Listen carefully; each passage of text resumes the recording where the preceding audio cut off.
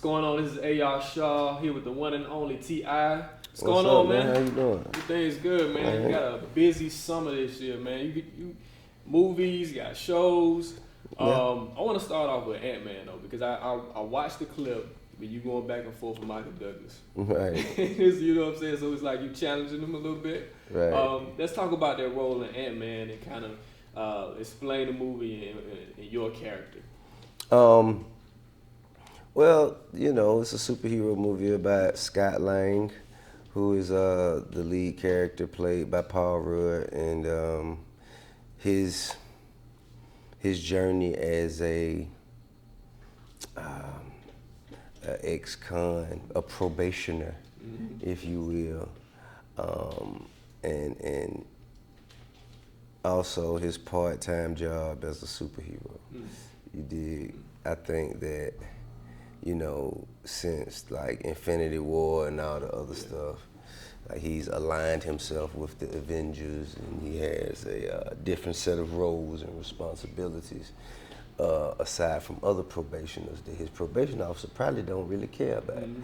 And he has to balance all these things. I happen to be a fellow probationer that assists and aids and abets him, you know what I'm saying, to getting him, I guess the things he needs to fight crime. For sure. You know what I mean? I'm a glorified homeboy. That's basically what I am. Yeah. Nah, so we're excited about that, man. I think July 6th is when it drops. So It does drop July 6th. July 6th, so we definitely So want right after you eat your barbecue for Independence Day, go and see Ant-Man. to check it out, Ant-Man. And also, man, the Grand Hustle, man. It's like you've been able to kind of like turn your street hustle to rap hustle, and now you have a business hustle. Sure. And with this show, you kind of bringing other young people along as far as like teaching them the ropes. Sure. Kind of tell us explain the show and why you want to do this now. I mean, well, I guess it is accurate to say I'm, teaching them things because I'm taking them through challenges and, allowing them to learn things about themselves that they didn't even know. And the need to do the show came from the need for help in the organization. And we just, we felt like it'll make great television really to see which education is more valuable, the street hustlers or the college students. You know what I'm saying? I think that, for me, I think the work ethic is much more valuable. But who gives you a better work ethic? So, I mean, all of these questions that surround, I guess, the need for help, I think that's what this show is built up off of. Yeah. I think this new generation, they see you now, right? And they see this guy who has his hands in business. He's in films. He does music. Yeah. They see this, but before it's like a lot of people don't understand that Bankhead story. They don't understand the Center Hill story. So tell us that Center Hill story, man. Being at a point where you had, there was desperation, and there was situations where you didn't think you could make it out. There was desperation, but didn't nobody know it but me. You know what I'm saying? Like, I never walked around and presented myself as a person who had no other way. You know what I'm saying? Because I always knew if all else fails, I had my hustle. How much time I'd have to hustle before I ended up doing something that'll take me off the streets was the question. However, I mean, it's very difficult to explain because when you have an abundance of talent, but you don't know how to go about getting it seen, it puts you in a position where you don't really feel as dope as you know you are. And I was in that position, and I'm sure other people are right now in that position and fighting through that. But just believe in your dopeness no matter what. You know what I mean? Regardless of who you get to put it in front of, if you know you dope and you feel that, go with it, because there's something there. And once success is when opportunity meets preparation. All right? So you're dope. Okay, all you need is to prepare yourself, meaning to remain dope long enough to where you can come about an opportunity to present it. And then once you present it and it's acknowledged that you're dope, you will become successful. So just keep that in mind and believe in your dopeness. That moment you were able to walk in the studio, I think it was Patchwork, and kind of show your skills.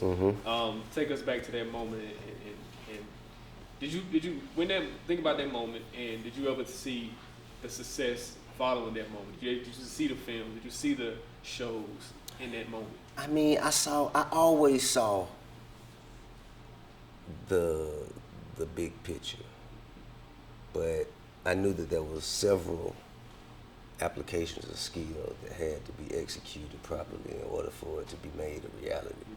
I knew it wasn't just going to just turn on. I knew that one opportunity would lead to the next opportunity and the next one and the next one. So, I mean, I actually, thought it would have been a lot farther by now. But, I had a couple hiatuses. Yeah. But I feel that I feel God's plan is perfect. I'm right where I'm supposed to be.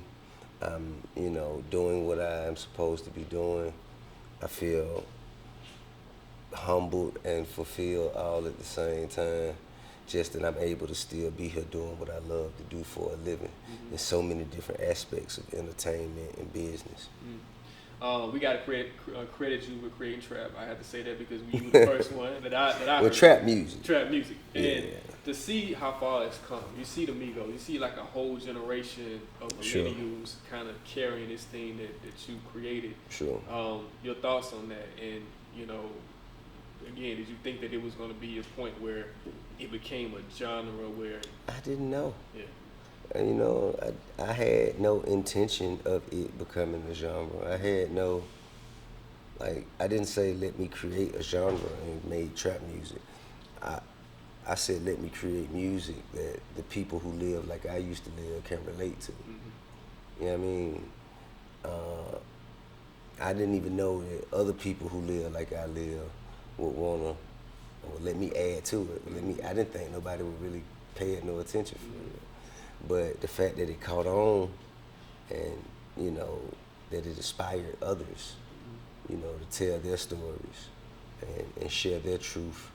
And then it also allowed others an outlet. I think that's dope. You know what I mean? I think it's very dope. And shout out to everybody who's still supporting trap music and contributing to the culture. Love. But I had to kind of, commend you because it's like, you just didn't make the music. You went back into the hood. You went back to the trap, and now you invest in, I want to make sure the number's right, $2 million in West Atlanta. I don't want to put the numbers wrong. You can let us know. But for people who don't know, West Atlanta for years was one of the most impoverished. You can say the West Side. You can say the West Side. Yeah, you can say West Side was one of the most impoverished areas in the city. Now you decided to bring it back. Tell us why. I'm from there. It's home. You know what I mean? I think, the answer to poverty for a black man living in the black community has always been, I'm going to get rich and move the hell out of here. You know what I'm saying? That's always been the answer. That's why the neighborhoods have always been downtrodden. But I've noticed a trend. I've noticed a trend now that the neighborhoods and communities that they put us in the 60s, 70s, that they segregated us and put us in those neighborhoods, they've been slowly trying to get us out those neighborhoods now, for some reason. You know what I'm saying? They must have made a mistake by putting us there. The land must now be more valuable than they anticipated. Okay, but now that we've been living there, we've occupied this space for decades, generations. Why would we be so quick to just up and leave? Because if they want it, it's obviously valuable. So, I feel like since I have the means to do so, rather than just uproot my whole family's history, I'm going to build from right here where I've been. And I'm going to come in here and buy just as much property as you if I can. You know, I'm not gonna wait on you to try and fix up my community. I'm gonna pool my resources together with the other people that I know that are from the community, and we're gonna do what we can to fill the gaps. If there's any assistance from the city that we could receive, assistance from investors we could receive, any grants from federal grants that could be received, we gonna look into doing that instead of just taking my money and going to Alpharetta, or taking my money and going, you know what I'm saying? I think that the time for that it has passed. And I think one of the reasons why we seen everyone trying to come back into the city, it's like gentrification, is because of the dome. Sure. And Well, it's because of one of the reasons. it's because of opportunity. Yeah. You know what I'm saying? And of course, with the dome comes opportunity. Anytime you throw over $1 billion at any project, it's gonna come with a lot of opportunity, a lot of job opportunities, a lot of partnerships. You know what I'm saying? Licensing opportunities. There's a lot of opportunity there. So quite naturally, people are going to flock to it. However, they should never supersede the people who were already in place. So this opportunity first is for the people who were already in place. Before there was opportunity here, we were here. So now that there's opportunity here, we are the first to reap the benefits. After we get ours, you're welcome to get yours. But you can't come and knock me out the way. You know what I'm saying? I think everybody should keep that in mind. Your boycott of the NFL and Super Bowl, you recently said, Well, see now. let's clarify that, because I was in the room when you said listen, that. In LA. I said I made a conscious decision. Okay, all right. You know what I'm saying? I mean, and it was just blatant, just because of the blatant disregard of our civil rights and our right to a peaceful, silent protest. And it's not about kneeling during the national anthem. It's really to bring attention to the lives of our brothers, sisters, and children that are being lost out there at the hands of racist white policemen with no accountability. And if you as a corporation don't see